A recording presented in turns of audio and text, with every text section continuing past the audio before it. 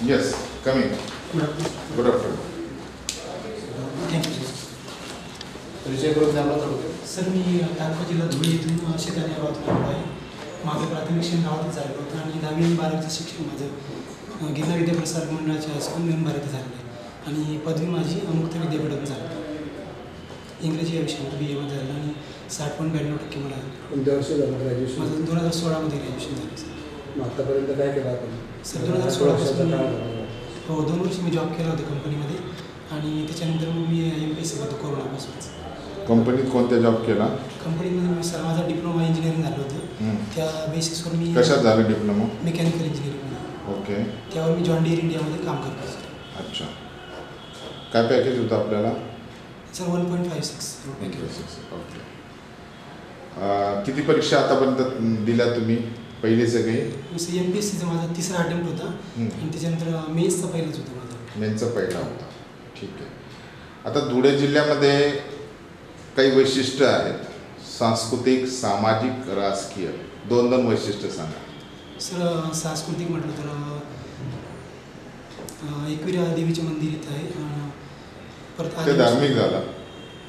एकविरा देवीचे मंदिर धार्मिक झालं आणि त्यानंतर सांस्कृतिक विचार सांगता येतं नाही. सांस्कृतिकमध्ये आदिवासींची लोकसंख्या आहे 30%. त्यानंतर खानदेशी भाषा आहे.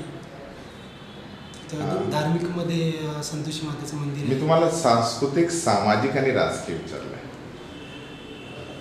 मी का 3च प्रश्न केले, त्याचे 2 वैशिष्ट्य सांगा मला. असा प्रश्न आहे माझा. सांस्कृतिकमध्ये झाले आदिवासींची लोकसंख्या आहे 30% आणि आयरणी भाषा बोलली जाते. बरं, हे झालं. ठीक आहे. सामाजिकमध्ये ग्रामीण लोकसंख्या आहे सर बऱ्यापैकी. बरं. आणि राजकीय सर रोहिदास पाटील सर आहेत, ते काँग्रेसकडून निवडून आणि सध्या सुभाष भामरे सर आहेत. जास्त विशेष सांगता येईल सर. ठीक आहे. आता तुम्हाला भोंगरा बाजार माहिती आहे का? भोंगरा. हो सर, नंदुरबार जिल्ह्यामध्ये आहे. धुळे जिल्ह्यात नाही कुठंच? नाही, धुळे जिल्ह्याबद्दल नाही. ठीक आहे. भोंगरा बाजार काय असतो? सर तिथं महिला आणि पुरुषांचं लग्न जुळवाजुळव केली जाते ऐकलं. तेवढंच आहे का फक्त? प्रत्यक्षात मला एवढं त्याबद्दल माहिती नाही सर. आता आदिवासीची संस्कृती, हो. तुम्ही अनुसूचित जातीमध्ये आहेत ना? हो, मी अनुसूचित. बरं. आदिवासींच्या जे संस्कृती आहे त्याबद्दल माहिती आहे काही? थोडीशी कल्पना आहे तुम्हाला? परंपरा? सर परंपरा आपण म्हणू शकतो की त्यांची भाषा वेगळी आहे अहिराणीपेक्षा आणि मराठीपेक्षा. पावरा किंवा मग तडवी अशी भाषा वेगळी आहे आणि त्यासोबत सगळे चालीरीती वगैरे काही नृत्य असतात त्यांचे. बरं, ठीक आहे. आता आरक्षणाचा मिसयूज होताना महाराष्ट्रात दिसतोय असं तुम्हाला वाटत नाही का? नाही सर, असं म्हणता नाही सर. बघ, याचं उदाहरण मी स्पष्टीकरण देतो, मग मला तुमची प्रतिक्रिया सांगा.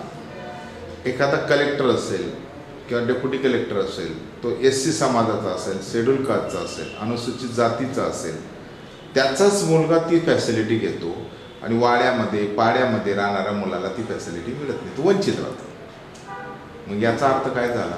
सर त्याला मिसयूज नाही म्हणता येणार सर. त्या संदर्भात म्हणजे वाड्या आणि पाड्यामध्ये राहणारे जे लोक आहेत त्यांच्यापर्यंत ते अवेअरनेस पोहोचलेलं नाही आहे आणि जे ज्यांनापर्यंत अवेअरनेस पोहोचलेलं आहे, समजा तुम्ही आता कलेक्टर वगैरे म्हणते, त्यांच्यापर्यंत अवेअरनेस पोहोचलेलं आहे, त्यामुळे ते आरक्षणाचा फायदा घेतात आणि ते स्वतःहून सोडू शकतात. पण गोष्ट अशी आहे की सामाजिकदृष्ट्या अजूनही मग कुठेतरी कमी लेखलं जातं. सामाजिकदृष्ट्या आपण भेदभाव कुठेतरी खूप तुरळक. मला तो विषय नाही बोलायचा. मला हा विषय मांडायचा आहे की आपलेच बांधव आहेत ना ते. हो सर.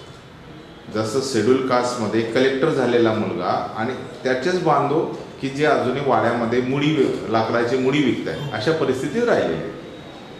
कलेक्टराला पगार हा नॉन क्रिमिनलच्या वर आहे, मग तरी त्याने SCची फॅसिलिटी त्या मुलाला घ्यावी यावर शंका निर्माण होते. कारण जर त्याने ती फॅसिलिटी घेतली, त्याला अवेअरनेस आहे आपल्या सांगण्यानुसार, मग ती फॅसिलिटी त्या वाड्यातल्या मुलाला मिळायला पाहिजे, त्या पाड्यामध्ये मिळायला पाहिजे, जेणेकरून समाजाचं खरंच तो समाजाच्या प्रवाहात. असं होताना दिसत नाही. फक्त मोजून 3, 4, 5% लोकच समाजाचे फायदा घेताना दिसत आहेत आणि अजूनही 95% वंचित आहे. तर याचा अर्थ आरक्षणाचा मिसयूज होतोय का?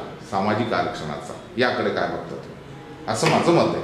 त्यावर आपलं मत काय हे मला जाणून घ्यायचं. सर माननीय सुप्रीम कोर्टामध्ये पण या संदर्भात बोलले चर्चा झालेली होती की जे लोक म्हणजे अप्पर क्लास म्हणजे क्लास 1च्या नोकरी नाहीत तर त्यांनी स्वतःहून आरक्षण सोडलं पाहिजे. म्हणजे जसं आपण सबसिडी वगैरे सोडलं शासनानं आवाहन केलं तसं त्या संदर्भात मग सर त्यासाठी कायदा नको करायला का? स्वतःहून तर कोणी सोडत नाही. मग इम्प्लिमेंटेशन कायदा यायला पाहिजे का? यावर आपलं मत काय? जसं नॉन क्रिमिनल लागू व्हायला पाहिजे का?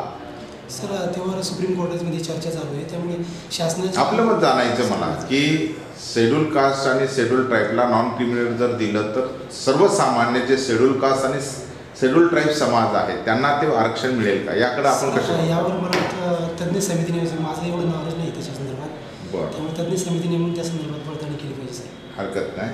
ठीक आहे. PSI नंतर तुम्हाला 4थं प्रमोशन दिलं तर तुमचा ड्रेस कोड कसा असेल? सर ॲडिशनल SP झालं PSI नंतर. हां ॲडिशनल SP राहील. कसं पहिलं प्रमोशन कोणतं राहील तुमचं? पहिलं प्रमोशन API असेल सर. API असेल. तर PI आणि ॲडिशनल SP.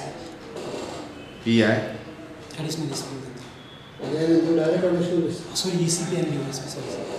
DYSP. ठीक आहे. ग्रामीण सांगता तुम्ही DYSP सांगा. नंतर ॲडिशनल SP. मग ड्रेस कोड कसा असेल हा प्रश्न. ॲडिशनल SP झालं सर. हा ना. हां सर ॲडिशनल SPला काकी वर्दी आणि रेड बेल्ट असेल रेड शूज असतील आणि इथे अशोक स्तंभ असेल खाली. एक हो का स्टार असेल अजून? नाही सर स्टार नसेल. नक्की. ठीक आहे. काही बेल्ट वगैरे असेल का? निळी फिती वगैरे नाही सर रेड फीत फित वगैरे वगैरे? असतं नाही सर. सध्या मुंबईचे पोलीस आयुक्त कोण आहेत? माननीय विवेक पनसळकर सर. काय नाव ऐकायला नाही आलं. विवेक पनसळकर सर आहेत. ओके. तुम्हाला NSA बद्दल माहिती आहे? हो सर नॅशनल सिक्युरिटी ॲक्ट त्याला राष्ट्रीय सुरक्षा कायदा म्हणतात. NSA कोण आहे? NSA काय एजन्सी आहे? नॅशनल सिक्युरिटी एजन्सी आहे. नॅशनल सिक्युरिटी ॲक्ट पण आहे. हां नॅशनल सिक्युरिटी एजन्सीचे चीफ कोण आहे सध्या? सॉरी सर भारताचे राष्ट्रीय सुरक्षा सुरक्षा सल्लागार कोण आहे? अजित डोवाल सर आहेत. अजित डोभाल. काय NSAचं काम काय असतं? सर जे आंतरराष्ट्रीय सीमांचं जे उल्लंघन केलं जातं तर त्या संदर्भात रणनीती आखण्याचं काम त्यांच्याकडे असतं. बरं. आपल्याला PSI काय व्हायचं? सर मला म्हणजे PSI पदावर जे काम आहे ते कामं करायला मला आवडतं कारण प्रत्यक्ष जनतेशी संवाद साधता येतो त्यामुळे ते कामं करण्यात माझी आवड आहे सर PSI आणि जॉबची गरज तर आहेच त्याशिवाय मला ते जॉब सॅटिस्फॅक्शन लाभणार आहे सर. मग तुम्ही नोकरी डिप्लोमा मेकॅनिकल झाला तिथे जॉब सॅटिस्फॅक्शन नव्हतं का तुम्हाला? तिथे नोकरीची सुरक्षितता नव्हती पहिली गोष्ट आणि इकडे सुरक्षितता पण आहे आर्थिक स्थिरता पण आहे आणि समाजामध्ये तेवढी प्रतिष्ठा पण असते. किती लीड आहे तुमचं? सर मला हिस्ट्रीमधून 40 मार्काची लीड सर. 40चं लीड आहे. ठीक आहे. बेस्ट ऑफ लक. बघा फीडबॅक देतो. Thank you sir. Yes. Thank you sir.